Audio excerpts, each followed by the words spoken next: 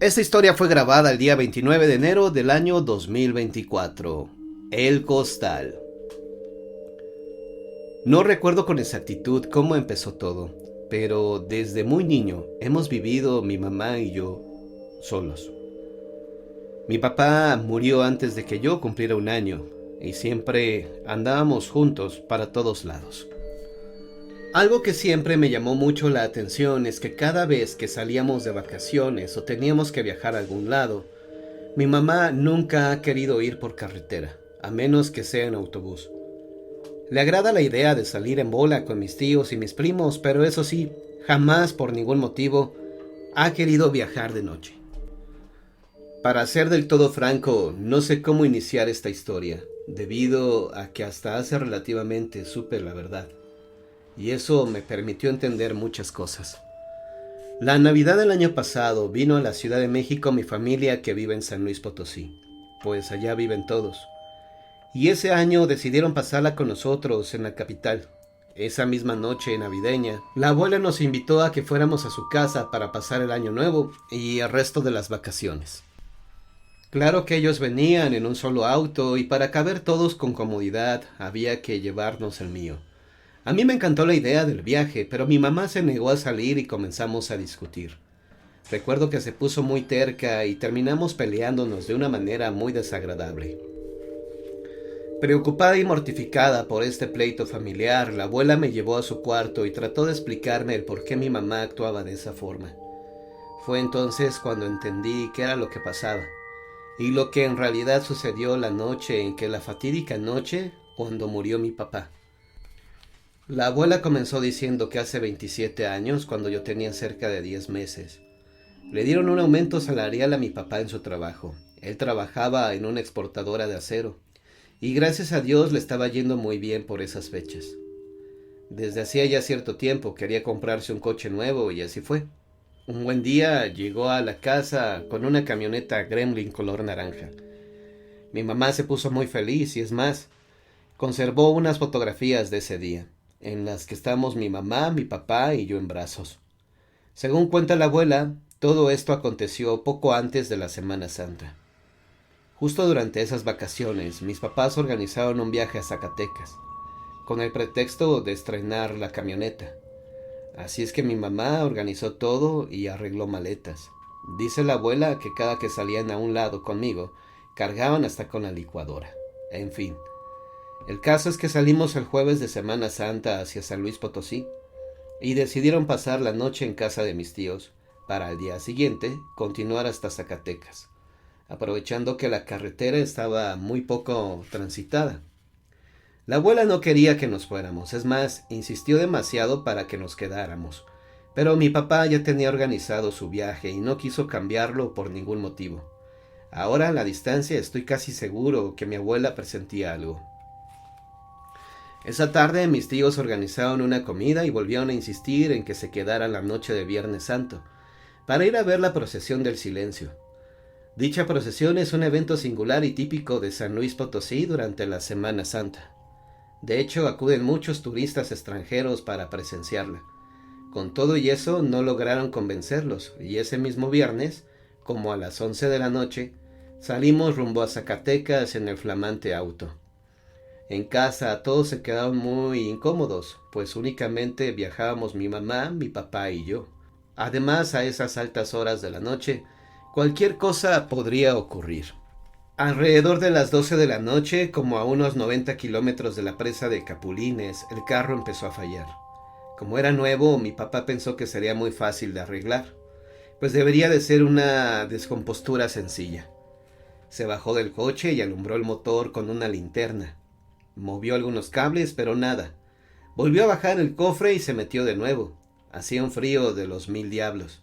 Le dijo a mi mamá que cerrara bien las ventanillas y las puertas porque iba a ir a buscar una gasolinera, ya que seguramente encontraría un taller que trabajara las 24 horas. Mi mamá le insistió que no fuera, que se quedara con nosotros, y que al amanecer pidiéramos ayuda, que sería más fácil de esa manera. Pero para variar, mi papá no hizo caso y se marchó en busca de ayuda mecánica. Mi mamá se quedó llorando, pues tenía mucho miedo y con toda la razón. Ella sola a medianoche, a un lado de la carretera y con un bebé de brazos. Pasaban pocos minutos de angustia y zozobra y por fin alcanzó a ver a mi papá, que se alejaba caminando. Pasó un camión y él le pidió aventón con el dedo, pero no se detuvo, así que siguió caminando hasta que se perdió en la oscuridad. Después de un rato prolongado e incierto, mamá se acomodó, me abrazó y se puso a cantarme hasta que se empezó a quedar dormida. En medio del silencio y la oscuridad total, inesperadamente algo le llamó la atención. Se enderezó y miró a lo lejos. Vio unas luces que se movían de un lado a otro. Por un momento pensó que se trataba de reflejo de algún carro o camión que venía por la carretera. Volteó hacia atrás y hacia adelante, pero no vio nada. Volvió a mirar fijamente las luces y se dio cuenta que no se trataba de reflejos, sino de unas bolas de fuego que se movían con extrema rapidez de un lado a otro, como si fueran a chocar unas con otras. Pensó que tal vez se trataba de campesinos que estuvieran borrachos y jugando con antorchas. Esto le dio mucho miedo, pues temía que se fueran a acercar a lastimarnos o a hacernos algo. Sacó un rosario que traía en la bolsa y se puso a rezar. Se quedó viendo las bolas de fuego por un rato y de repente vio como una de ellas se separó de las otras y se abalanzó directamente hacia nuestro auto. Presa de un pánico indescriptible, mi mamá se brincó al asiento de atrás conmigo en los brazos y se agachó para protegerme. Para su total asombro, la bola de fuego comenzó a girar alrededor del coche. Se podían escuchar unos ruidos muy feos, como el chiflido de algo, cortando el aire y el ruido que se oye cuando hay lumbre ardiendo. El objeto en forma de bola se movía muy lentamente y sin previo aviso se balanceaba de arriba a abajo y de un lado a otro. De pronto sintió con claridad cómo golpeó varias veces contra el carro como queriendo entrar, por los movimientos tan bruscos que hacía. Aún aterrada, mi mamá no deseaba levantar su cara, y aunque cerró por completo sus ojos, pudo ver todo el carro iluminado por la intensidad del fuego. Repentinamente todo se oscureció y reinó un silencio sepulcral. Pasó un buen rato antes de que mi mamá se atreviera siquiera a levantarse y asomarse por la ventanilla. Cuando por fin lo hizo, ya no había nada. Con manifiesta curiosidad limpió con su mano el cristal que estaba empañado por el frío que estaba haciendo afuera. Trató de ver a lo lejos, solo tierra seca y había árboles viejos. Como una descarada ironía, el cielo estaba muy despejado, estrellado. La noche era hermosa. Quién sabe cuánto tiempo transcurrió, ella no paraba de llorar, atemorizada y con un presentimiento fatal y obstinado. Se recostó de nuevo hasta que se quedó dormida por el cansancio. Cerca de las 5:30 de la mañana, alguien le tocó la ventanilla del conductor. De inmediato se enderezó pensando que mi papá ya había regresado, pero no era él. Era una anciana que tenía un aspecto por demás extraño. Estaba vestida de negro y traía un rebozo de color gris, bastante maltratado y sucio. Caminaba descalza, su cabello era largo, desordenado y muy canoso. Su cara y sus manos estaban muy arrugadas, más bien cuarteadas y resecas por la edad y la tierra.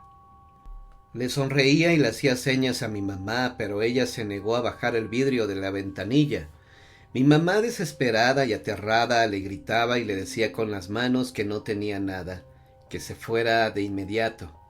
La anciana insistió, parecía como si no entendiera lo que mi mamá le decía, y seguía pegándole al carro manoteando, como insistiendo en decirle o enseñarle algo. De pronto la anciana dejó de insistir. Se hizo para atrás y sin dejar de sonreír ni de mirar a mi mamá, levantó con la mano un costal que traía. Con la otra lo abrió y metió la mano. Mi mamá pensó que seguramente iba a sacar algo para venderle, pero lo que la mujer sacó fue la cabeza de mi padre. La tenía agarrada del cabello, aún sangrando y los ojos entreabiertos. El rostro de mi padre mostraba una mueca de infinito terror. Al ver esta escena pavorosa, mi mamá lanzó un prolongado grito y de un salto se aventó para atrás. Al hacer esto, se golpeó muy fuerte en la cabeza con el poste de la puerta y después todo se oscureció para ella.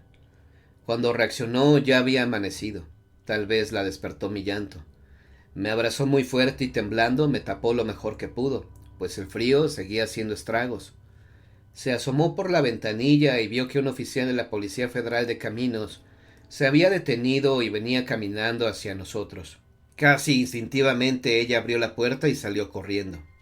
Trató de explicarle al oficial lo que había sucedido, pero no podía porque su voz se ahogaba por la desesperación. El oficial intentó calmarla. Cuando por fin lo logró, le explicó todo tratando de mantener el orden de los eventos. Ambos buscaron pisadas y rastros de sangre, pero no había nada. Lo único que encontraron fueron varias abolladuras en la lámina del coche y, curiosamente, donde se localizaban los golpes, la pintura estaba quemada. Era demasiada coincidencia. Como era de esperarse, se hizo una investigación que duró poco más de 4 meses, pero nunca se supo más. Ni restos, ni ropa, nada. Solo recuerdo que nunca me abandona y que no alcanzo a descifrar. Sin embargo, hoy día, reconsidero los hechos que narro. Ignoro qué tanto es verdad o qué tanto es mentira. Como se sabe, todo es posible en esta vida y en la otra. De hecho, he escuchado por ahí varios cuentos y leyendas con historias similares a esta, que la gente jura son ciertas. Que si fue un indio, que si huyó con otra mujer, que si fueron las brujas.